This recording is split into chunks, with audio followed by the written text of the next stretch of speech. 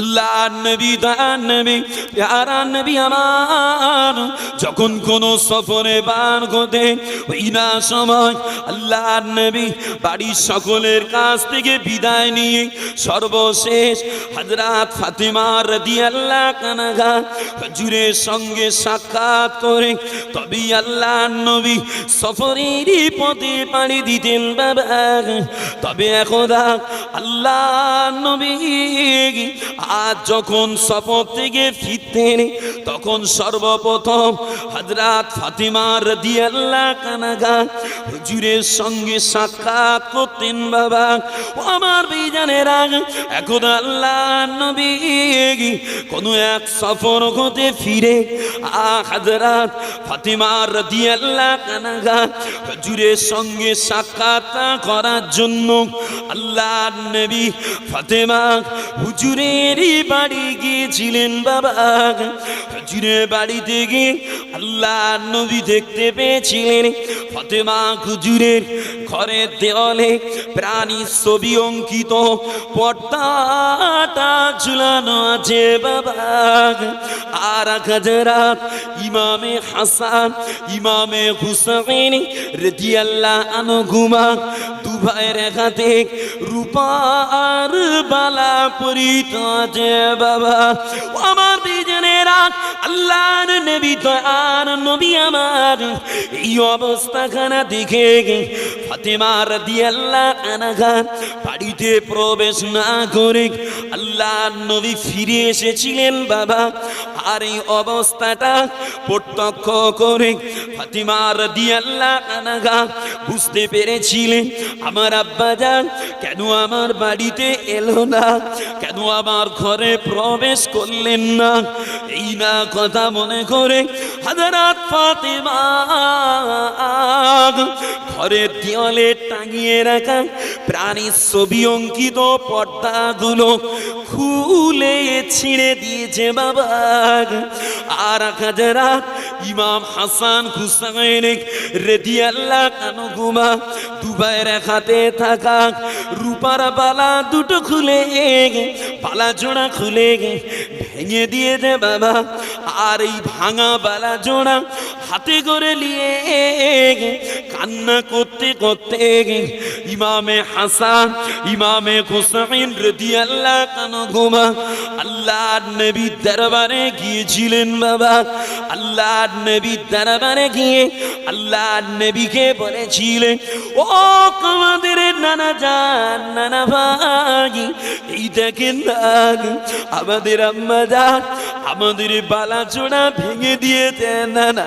আল্লাহর নবী নানু ভাইদের কোলে করে নিয়ে বালা জোড়া হাতে করে নিয়ে নানা ভাইদের সান্ত্বনা দিয়ে ওই বালা জোড়া হাতে নিয়ে আল্লাহ নবী সাবাক হযরত সাওবান রাদিয়াল্লাহু আনহু হুজুরকে ডাক দিয়ে বলেছিলেন, এ বাবা সাওবান এদিকে আসো বাবা, এই বালা জোড়া লাও বাবা, এই বালা জোড়া নিয়ে অমুক পরিবারকে গিয়ে এমনি দিয়ে দাও বাবা। আর বালা জোড়া ওদের দিয়ে মদিনার বাজারে যাবে। মদিনার বাজারে গিয়ে আমার ইমাম হাসান হুসাইনের জন্য হাতির দাঁতের তৈরি দুখানা বালা ক্রয় করে আনবে বাবা। আর আমার বেটি ফাতেমার জন্য আসবের পুতির একখানা হার ক্রয় করে আনো বাবা। আর সাওবান রাদিয়াল্লাহু আনহু হুজুরকে মদিনার বাজারে পাঠিয়ে দিয়ে আল্লাহর নবী উপস্থিত সাহাবা হুজুরদের বলেছিলেন, ও আমার সাহাবারা, ইন্না হাউলাকি আখলি আকরাহু আইয়াকুলু তাইয়্যিবাতিহিম ফি হায়াতিহিম দুনিয়া। আল্লাহর নবী বলেছিলেন, ও আমার সাহাবারা, এরা আমার আহাল, এরা আমার পরিবার। তবে আমার নবী, তবে আমি আল্লাহর নবী এটা অপছন্দ করি। ওরা দুনিয়ায় বিলাসিতা করুক, ওরা দুনিয়ার বেশি সুখ সম্ভারে ডুবে যাক, কেননা যে দুনিয়ায় যতটা সুখ করবে, যে যতটা দুনিয়ায় বিলাসিতা করবে, আমার আল্লাহ তার ততটা আখিরাতটা নষ্ট করে দেবে বাবা। যে এই জন্য আমি নবী ইমাম হাসান হুসাইন রাদিয়াল্লাহু আনহুমা হুজুরের হাতে থাকা বালা এমনি দান করে দিয়েছেন বাবা। যে অথচ আমার সমাজে কিছু ভাই আছে, ছেলে সন্তান বেটার গলায় হার পরা হারাম, তারপরেও কচি বলে রূপার হার একটা গলায় ঝুলিয়ে দিয়েছে, হাতে আবার বালা দিয়ে, তাতে আবার ঝুমঝুমি আছে। অথচ বাদ্যযন্ত্র শরিয়াতে হারাম, বাজনা হারাম। যে আল্লাহ জিকির হলে রহমতের ফারিস্তা আসে, আর বাজনা বাজলে শয়তানের দল আসে। ও আমার ভাইজানেরা, আবার একটু আলোচনা করি বাবা। আর যে ছবিওয়ালা পর্দার কথা বলেছিলাম, আল্লাহর নবী তার নবী হাদিস পাকে বললেন, আসাদুন নাসি আযাবান ইনদাল্লাহিল মুসাওবিরুন কুল্লু মুসাওবিরিন ফিন্নার। আল্লাহর নবী বললেন, ও আমার সাহাবারা, কিয়ামত হাসরের মাঠে আল্লাহ পাকের কাছে সবথেকে কঠিন সাজা হবে প্রাণী ছবি অঙ্কনকারীদের বাবা। আমার বিজনেরা, আর ওই কিয়ামতের কঠিন দিনে, কিয়ামতের কঠিন সময়, জাহান্নাম হতে একটা ঘাড় বার হবে বাবা। যে ঘাড়ে দুটো চোখ থাকবে, যা দিয়ে সে দেখতে পাবে, ওই ঘাড়ে দুটো কান থাকবে, যা দিয়ে সে শুনতে পাবে বাবা। ওই ঘাড়ে জিহ্বা থাকবে, যা দিয়ে সে কথা বলবে। আর কিয়ামতের কঠিন সময় ওই ঘাড় আওয়াজ দিয়ে বলবে, ও হাসরবাসীরা, আজকে দিনে আল্লাহ পাক আমাকে 3 শ্রেণীর মানুষের দায়িত্ব দিয়েছে বাবা, যাদের ঘরে আমি ঘাড় টেনে টেনে টেনে টেনে আল্লাহর কঠিন জাহান্নামে নিয়ে যাব বাবা। আর ওই 3 শ্রেণীর মানুষ হলো দুনিয়ার জমিনে ওই সমস্ত শাসক যারা ক্ষমতার বলে মানুষের উপরে অত্যাচার করত বাবা। এরাম জালিম শাসকদের গানে আমি ঘাড় টেনে টেনে জাহান্নামে নিয়ে যাব। আর এক শ্রেণীর মানুষকে জাহান্নামে নিয়ে যাব দুনিয়ার জমিনে যারা আল্লাহর সঙ্গে শিরিক করেছিল বাবা। আল্লাহর কুদরতি কুরসিতে সৃষ্টির কোন মাখলুককে বসিয়েছিল বাবা। এরাম শিরিককারীদের গানে আমি ঘাড় টেনে টেনে আল্লাহ জাহান্নামে নিয়ে যাব। তাই তো আল্লাহ কোরআন পাকে অ্যাডভান্স সতর্ক বাণী দিয়েছেন, লা তুশরিকু বিল্লাহ ইন্না শিরকা লাযুলমুন আযীম।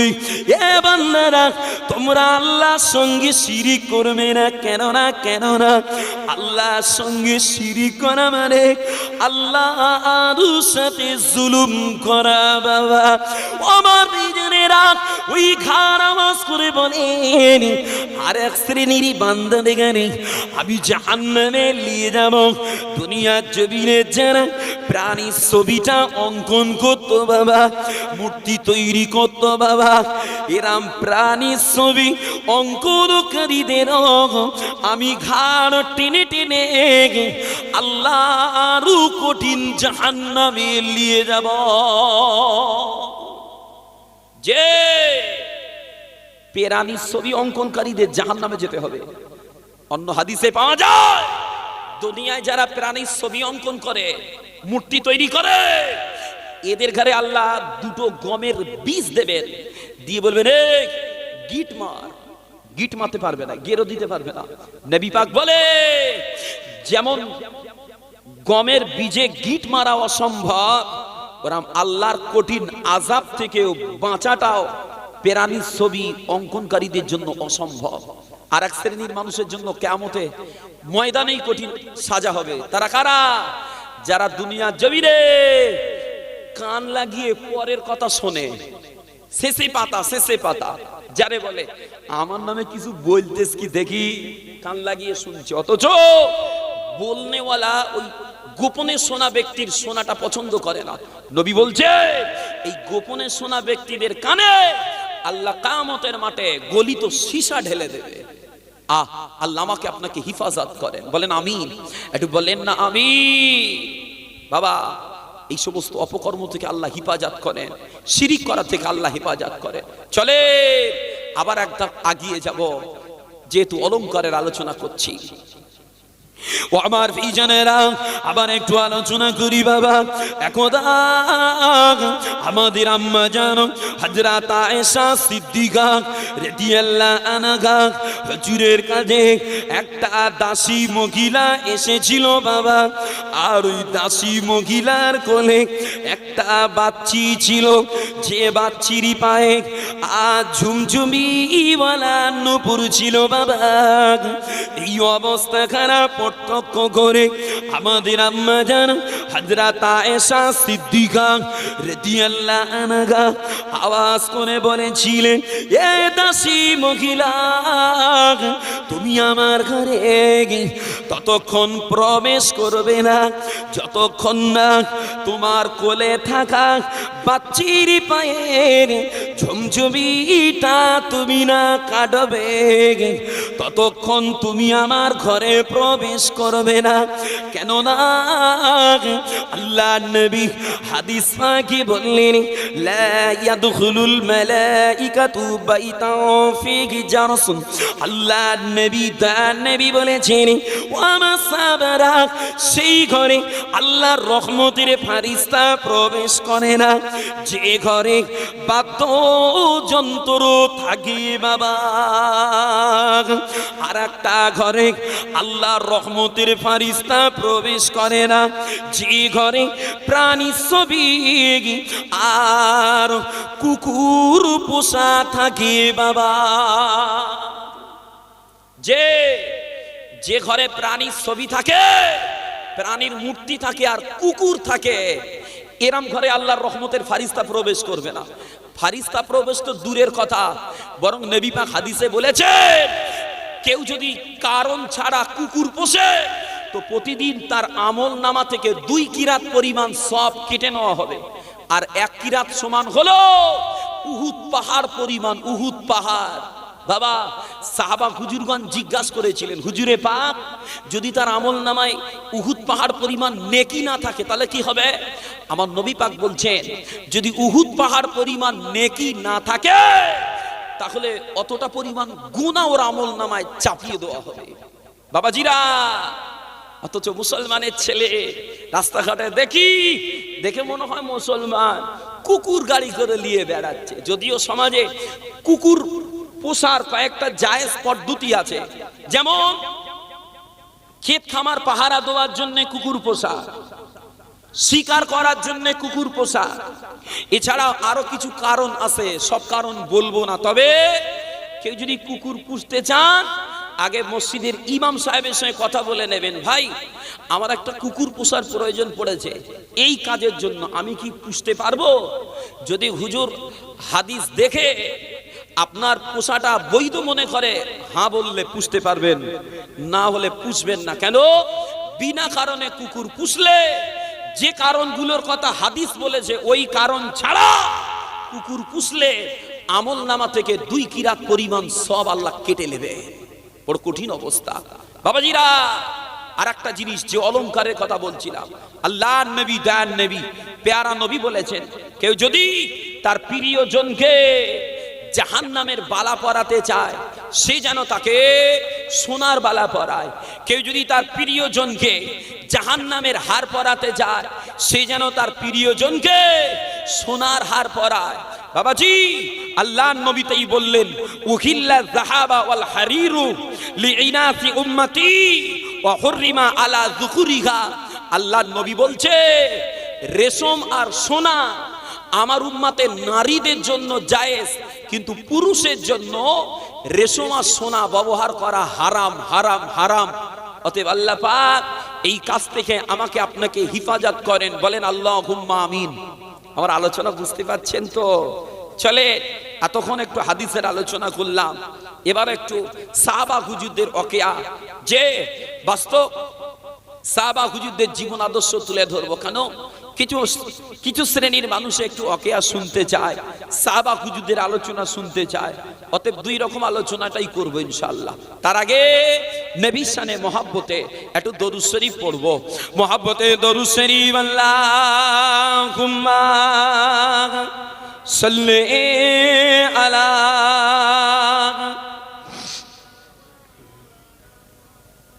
ওয়া আলা আলিহি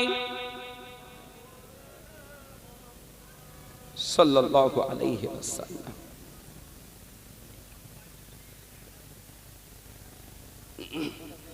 না না না, গলা বসবে, আমি নিজে ঘুরিয়ে দিয়েছি ভাই,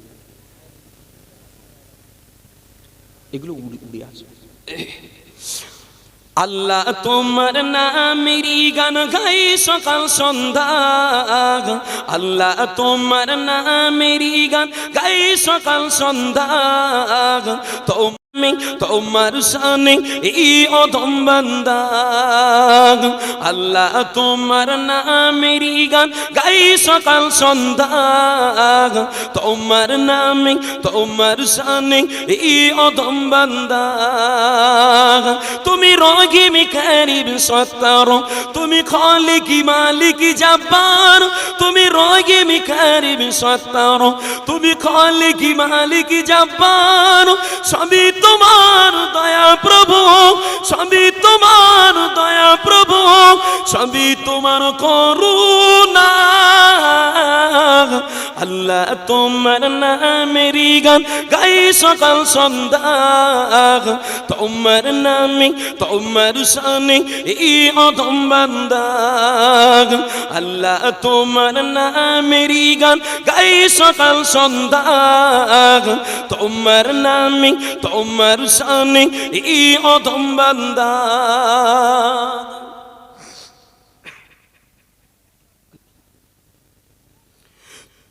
তুমি আসমানের মালিক, তুমি জমিনের মালিক। তুমি আসমানের মালিক, তুমি জমিনের মালিক। অপরূপে সাজিয়েছ তুমি চারিদিক, অপরূপে সাজিয়েছ তুমি চারিদিক। সৃজন করেছ তুমি সবই, সৃজন করেছ তুমি সবই, সবই তোমার করুণা। আল্লাহ তোমার নামেরই গান গাই সকাল সন্ধ্যা। তোমার নামে তোমার শানে এই অধম বান্দা। আল্লাহ তোমার নামেরই গান গাই সকাল সন্ধ্যা। তোমার নামে তোমার শানে এই অধম বান্দা। এই কণ্ঠে দিলে সুর লাগি কত যে মধুর। এই কণ্ঠে দিলে সুর লাগি কত যে মধুর। চাই পেতে চাই ও গো প্রভু তোমার প্রেমের নূর। চাই পেতে চাই ও গো প্রভু তোমার প্রেমের নূর। তোমার রঙে রঙিন গয়ে, তোমার রঙে রঙিন গয়ে কাটাতে চাই সারা বেলা। আল্লাহ তোমার নামেরই গান গাই সকাল সন্ধ্যা। তোমার নামে তোমার শানে এই অধম বান্দা। আল্লাহ তোমার নামেরই গান গাই সকাল সন্ধ্যা। তোমার নামে তোমার শানে এই অধম বান্দা। তুমি রহিম কারীম সত্তার, তুমি খালিক মালিক জব্বার। গফফার, তুমি রহিম কারীম সত্তার, তুমি খালিক মালিক জব্বার, সবই তোমার দয়া প্রভু, সবই তোমার দয়া প্রভু, সবই তোমার ক্ষমতা। আল্লাহ তোমার নামেরই গান গাই সকাল সন্ধ্যা, আল্লাহ তোমার নামেরই গান গাই সকাল সন্ধ্যা, তোমার নামে তোমার শানে এই অধম বান্দা, আল্লাহ তোমার নামেরই গান গাই সকাল সন্ধ্যা, তোমার নামে তোমার শানে এই অধম বান্দা। আল্লাহ হুম্মা জোরে জোরে সাল্লি আলা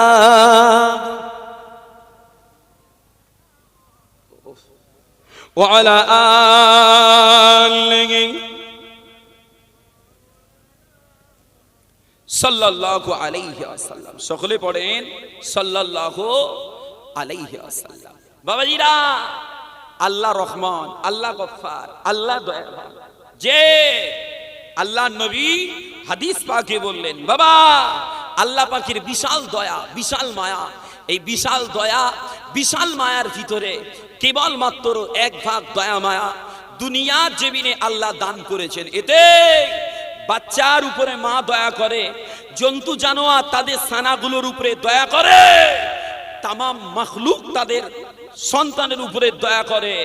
বাবা এখনো ৯৯ ভাগ দয়া মায়া আল্লাহর কুদরতি নিকটে আল্লাহ জমা রেখেছেন, যে সেদিন হাসরের মাঠে পুরো ১০০ ভাগ দয়া আল্লাহ কুদরতি নিকটে নিয়ে বান্দাদের উপরে দয়া করবেন। বলেন সুবহানাল্লাহ। আরে জোরে বলো না সুবহানাল্লাহ। তবে বাবাজিরা, দুনিয়ার জমিনে আমরা সবাই গুনাহগার, আমরা সবাই পাপী। কেন?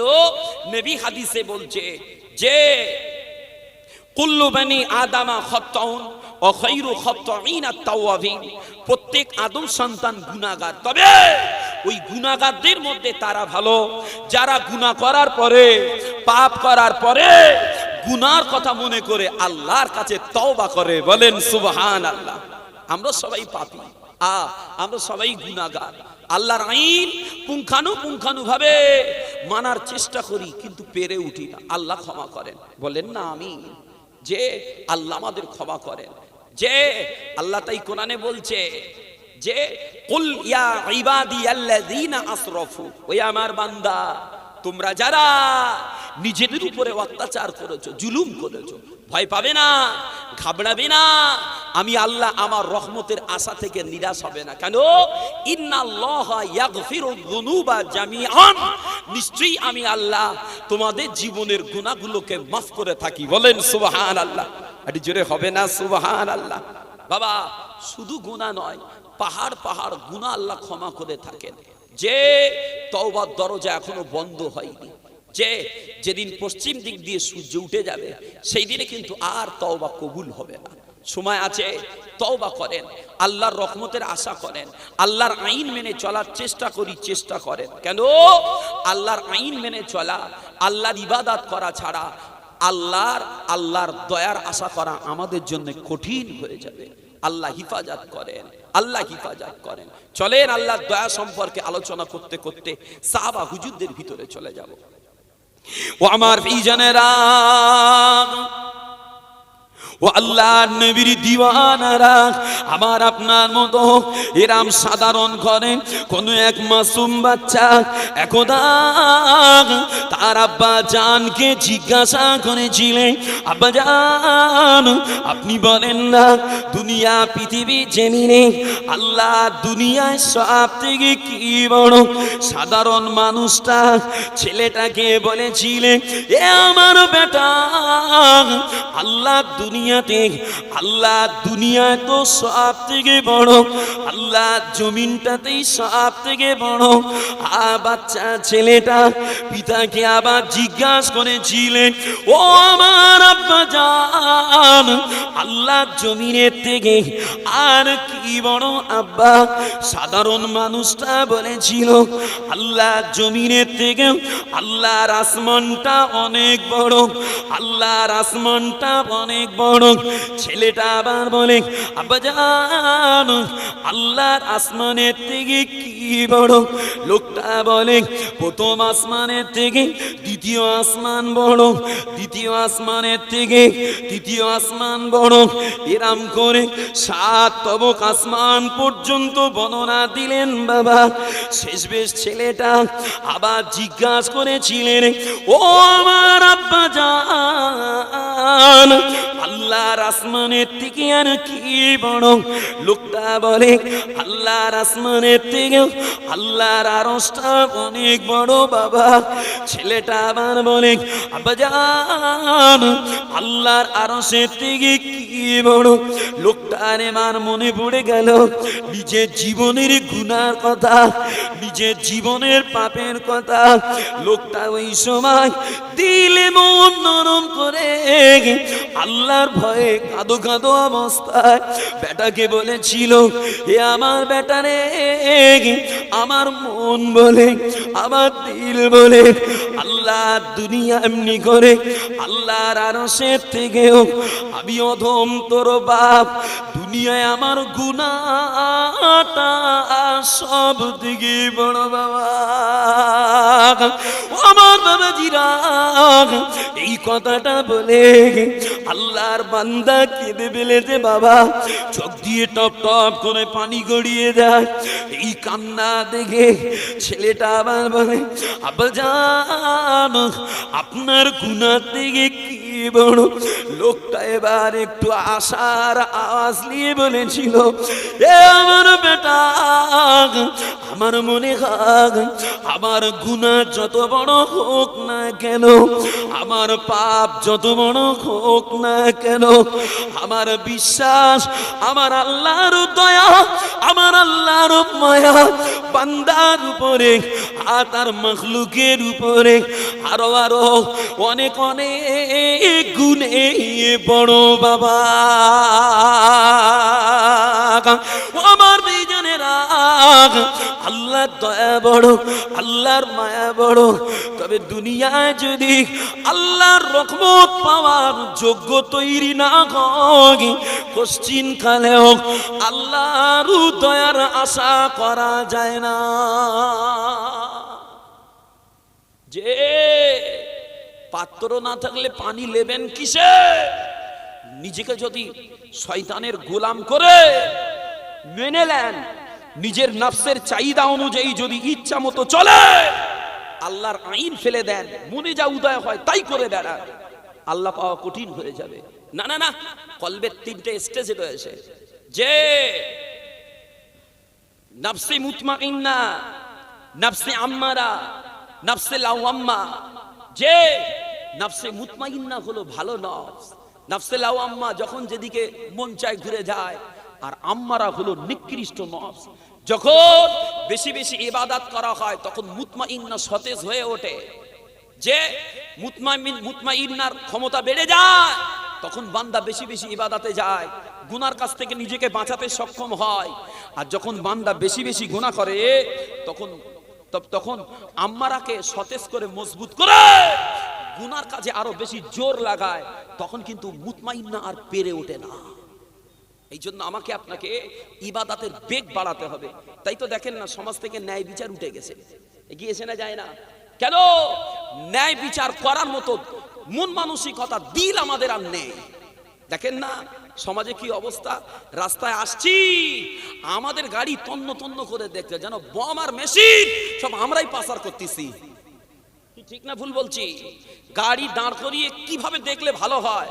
আমি তো মুখ ফুসকে বলে ফেলেছি, বাবা এ বোম বাওয়া গাড়ি না, আমরা বোম মেশিন লে ঘুরিনি। যে ওরা জানে না, সব সব জানে। যে অথচ যারা বোম মেশিন পাচার করবে আগে থেকে হ্যালো করে দিচ্ছে, দাদার গাড়ি যাচ্ছে যেন চেক আপ না হয়।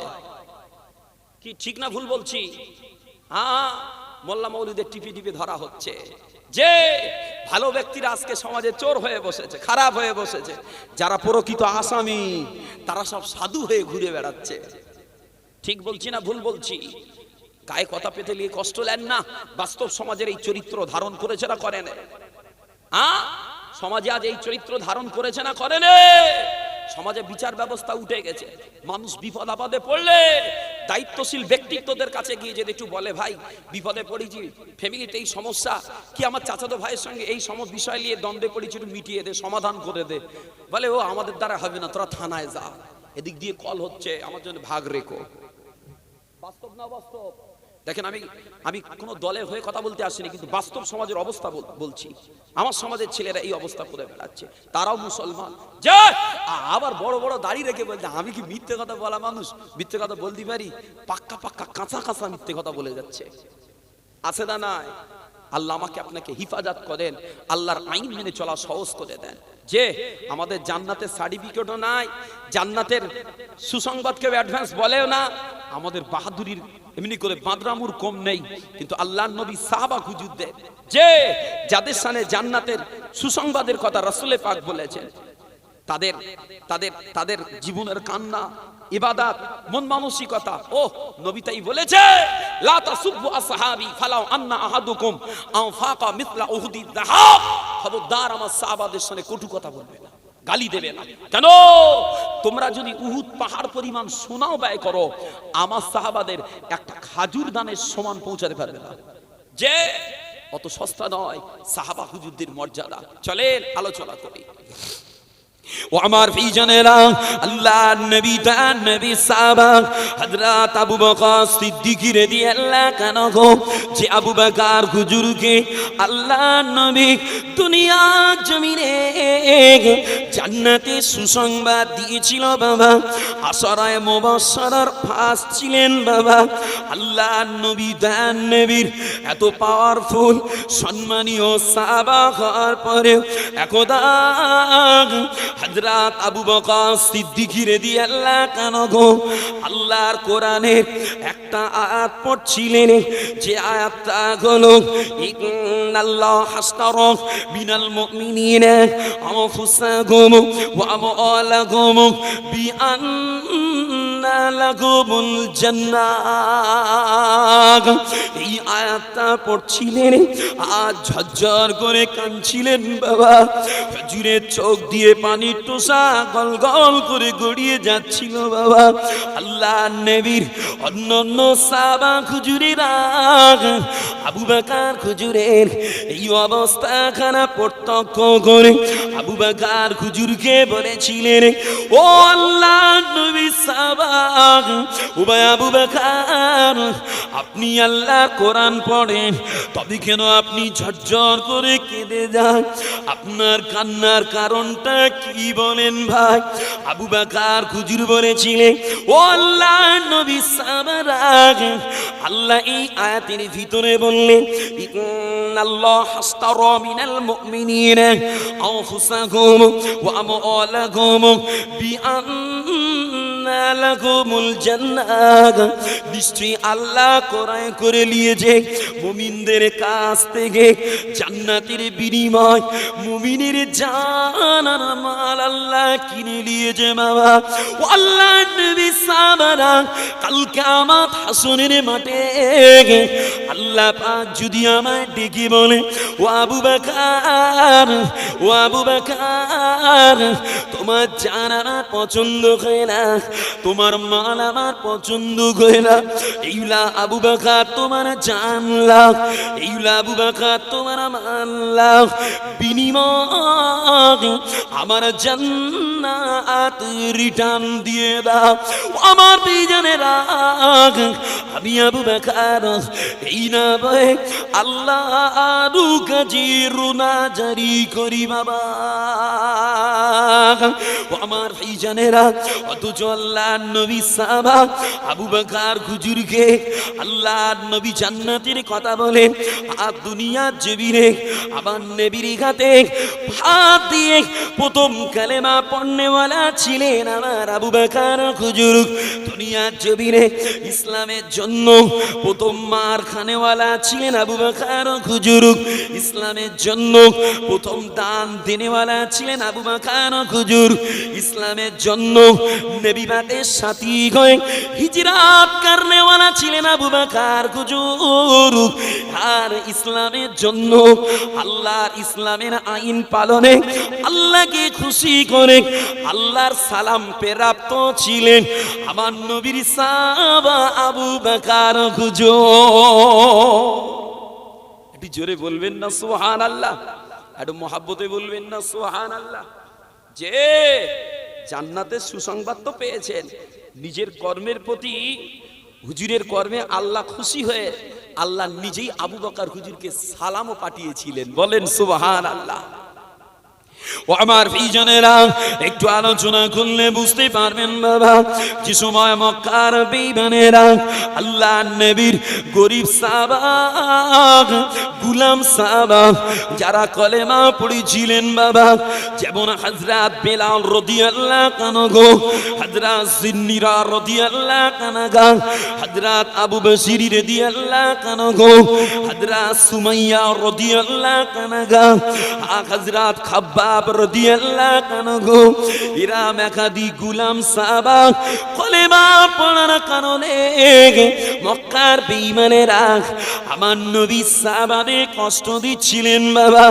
এই সংবাদটা যখন আল্লাহর নবীর কানে পড়ে গিয়েছিল বাবা, ওই না সময় আল্লাহর নবী দয়ার নবী সাহাবা হুজুরদের নিয়ে বসে সাহাবা হুজুরদের বলেছিলেন, ও আমার সাহাবারা, তোমরা কে পারো কাটির টাকা দিয়ে আমার গোলাম সাহাবা, আমার গরিব সাহাবাদের মুক্ত করে দিতে হবে বাবা। যদি তাদের গোলামির জিন্দেগি থেকে আজাদের জিন্দেগি দিতে পারো বাবা, আমি আল্লাহ নবী বলি আল্লাহ তোমাদের জান্নাতে প্রতিদান দেবেন বাবা। বাবাজিরা, আল্লাহ নবী দান নবী সাহাবা আবু বকর হুজুর আল্লাহ নবীর কথাটা কবুল করেছিলেন, আরো সাহাবা হুজুরেরা কবুল করেছিলেন। আর এই ঘটনার পরে একদিন এক রাত আবু বকর সিদ্দিক রাদিয়াল্লাহু আনহু মক্কার রাস্তা দিয়ে উমাইয়ার বাড়ির পাশ দিয়ে যাচ্ছিলেন। ওই না সময় হুজুরের কানে পড়েছিল বেদনার আওয়াজ, কান্নার আওয়াজ। আবু বকর হুজুর আমার ওই বেদনার আওয়াজটা ফলো করতে করতে উমাইয়ার বাড়ির দিকে চলে গেল। উমাইয়ার বাড়ির কাছে গিয়ে দেখতে পায় ও বেঈমান উমাইয়া বেলাল হুজুরকে নিয়ে গুদাম ঘরে বন্দি করে একাধিক বেঈমান কাফেরদের দিয়ে বেতা বেত্রাঘাত করছে বাবা। আর বেলাল হুজুরের শরীর দিয়ে বেতের আঘাতে রক্ত খুন গুলো ঝরে ঝরে পড়ে বাবা। বাবাজিরা, আল্লাহ নবী সাহাবা হুজুরের এই করুণ অবস্থাখানা দেখে আবু বকর হুজুর তম্বি করে বলেছিলেন, এ বেঈমান উমাইয়া, এ বেঈমান উমাইয়া, মানুষ আর একটা মানুষের উপরে এরাম অত্যাচার মানার মতো না, এরাম কষ্ট মিনিল আর মতো না। উমাইয়া ঘুরিয়ে বলেছিল, এ আবু বকর কথা বাড়িও না, কথা বলো না, জানে যদি মায়া হয়, জানে যদি দয়া হয়, কেমন পারো আল্লাহ নবীর এই সাহাবাকে, এই অপদার্থ গোলামটাকে কাটির টাকা দিয়ে মুক্ত করে নিয়ে চলে যাও। বাবাজিরা, আবু বকর হুজুর ঘুরিয়েই বলেছিলেন, এই উমাইয়া নবী পাকের সাহাবার জন্য কত টাকা লিবি বল, কত দিরহাম লিবি বল। উমাইয়া বলেছিল 10টা স্বর্ণ মুদ্রা লাগবে। বাবাজিরা, আবু বকর হুজুর আমার আর দ্বিতীয় কথা না বাড়িয়ে কাঠ থেকে 10টা স্বর্ণ মুদ্রা নিয়ে উমাইয়ার হাতে দিয়ে আল্লাহর নবী সাহাবা বিলাল হুজুরকে নিয়ে নবী পাকের কাছে যাওয়ার জন্য যেই না রাস্তায় উঠেছিলেন বাবা, ওই সময় উমাইয়া পিছন দিক দিয়ে ডাক দিয়েছিল, ও আল্লাহর নবী সাহাবা, ও ভাই আবু বকর, আমি আগে মনে করতাম তুমি বড় বুদ্ধিমান, তুমি বড় চালাক, তবে আজকে দেখি না তুমি হলে বড় বোকা, না হলে একটা অপদার্থ কালো গোলামের জন্য 10টা স্বর্ণ মুদ্রা কেউ দেয় নাকি?